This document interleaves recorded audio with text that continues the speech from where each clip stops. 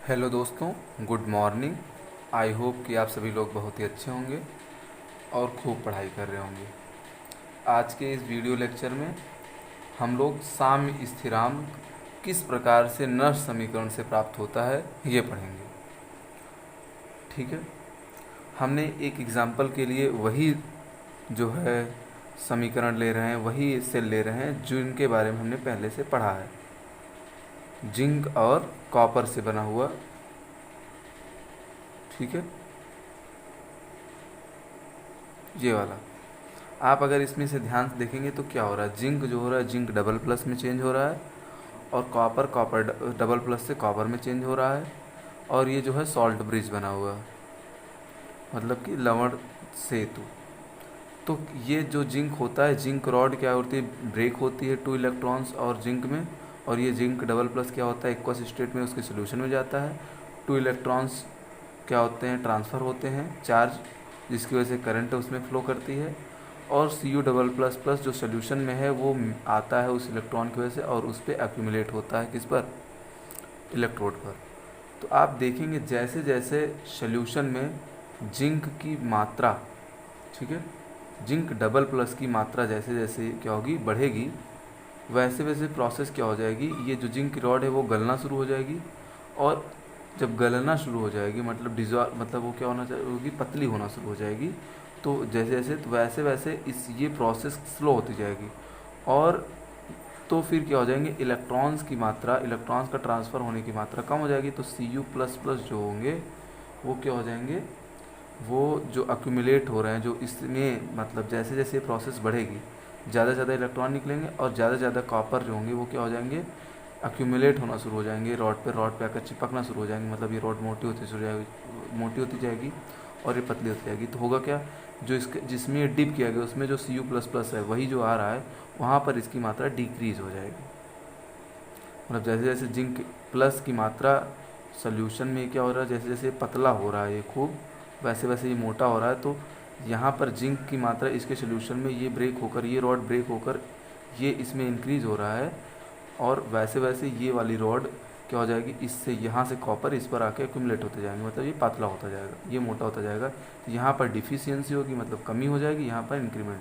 तो जैसे जैसे इंक्रीज हो जाएगा वैसे वैसे क्या हो जाएगी, डिक्रीज होगी। धीरे धीरे ये प्रोसेस जब ज़्यादा हो जाएगी, बहुत ज़्यादा हो जाएगी, तो क्या होगा, क्या होगा, ये एक समय ऐसा आएगा कि ये प्रोसेस हो रुक जाएगी, बहुत ज़्यादा जब सिचुएशन बढ़ जाएगी। ठीक है, मतलब कि ये प्रोसेस हो जाएगी, रुक जाएगी, मतलब इलेक्ट्रॉन का ट्रांसफ़र होना बंद हो जाएगा और ये प्रोसेस रुक जाएगी। तो इसको कहते हैं साम्य अवस्था। क्या कहते हैं, इक्विलिब्रियम स्टेट, इक्विलिब्रियम स्टेट। ठीक, अब इसमें होगा क्या, इससे इससे हमारे जो सेल का जो ई सेल है वो हो जाएगा ज़ीरो, मतलब सेल बंद होने का मतलब सिंपल सा यही है। ठीक है, अब हमको पता है इक्वेशन, अभी पिछले वीडियो लेक्चर में हमने पढ़ा था, ई सेल, किसी भी सेल का जो सेल होता है उसका जो ईएमएफ होता है, E cell E naught cell minus R T by N F log क्या होता है, ए नोड का।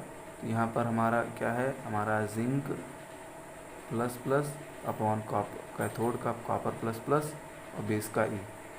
अगर इसको बेस का 10 बनाना है, और टेम्परेचर टेम्परेचर अगर क्या हो जाए, अगर 298 केल्विन हो जाए, फ़ारेड की वैल्यू रख दे 96,500 हो जाए, आर की वैल्यू 8.31 होती है, ये सारी वैल्यूज रख दें और लॉग को बेस 10 में बनाएंगे तो वैल्यू आएगी E cell equals to E naught of cell, रख देते हैं 8.31 multiplied by 298 upon N multiplied 96,500।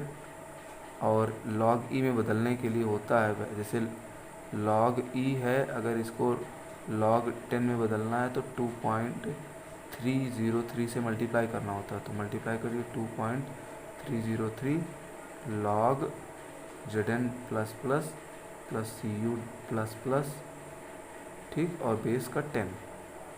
ठीक, अब इसको जब सॉल्व करेंगे तो आएगा E cell equals to E naught of cell minus 0.059 upon N log base 10 zinc double plus Cu double plus. ठीक, अब साम्यावस्था में ई नॉट क्या है, ज़ीरो है, तो रख देंगे, तो हो जाएगा E cell minus 0.059 upon N log base 10 zinc double plus plus Cu double plus. ठीक, ये आ जाएगा, जब इधर जाएगा प्लस हो जाएगा ये, तो E cell E naught of cell equals to 0.059 upon N log base 10, और ये एनोड का है, ये कैथोड का है, इसी को कहते हैं के सी। मतलब ये क्या है, के सी क्या है, ये इक्विलिब्रियम कांस्टेंट है, या फिर इनसे कह सकते हैं साम्य स्थिरांक।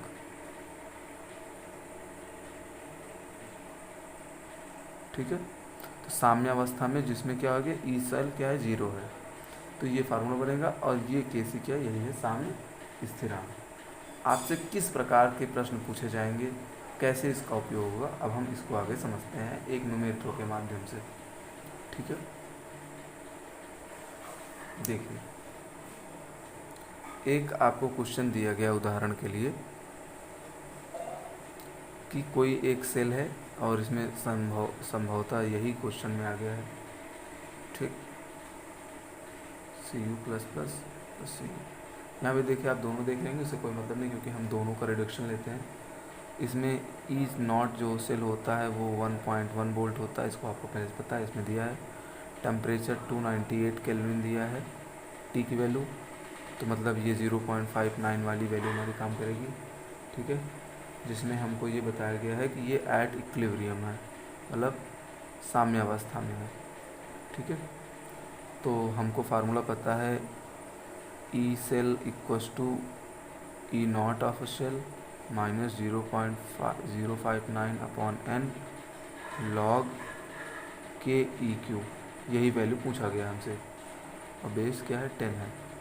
ठीक है, इसमें आप ध्यान से देख, तो क्या मिलेगा कि जो आपका इक्विलिब्रियम की वजह से ई ऑफ सेल जो होगा वो क्या होगा, ज़ीरो होगा, तो आप इसको ज़ीरो रख देंगे, तो ज़ीरो हो जाएगा क्या, ई सेल 0.059 अपॉन, जब इस इक्वेशन में देखेंगे, इक्वेशन कैसे होती है, जिंक जो होता है डबल प्लस प्लस 2E लेता है, तो जिंक बनता है। यहाँ पे जो n है, इलेक्ट्रॉनिक संख्या, वो 2 है, n की वैल्यू 2 रखेंगे, log base 10 K E Q,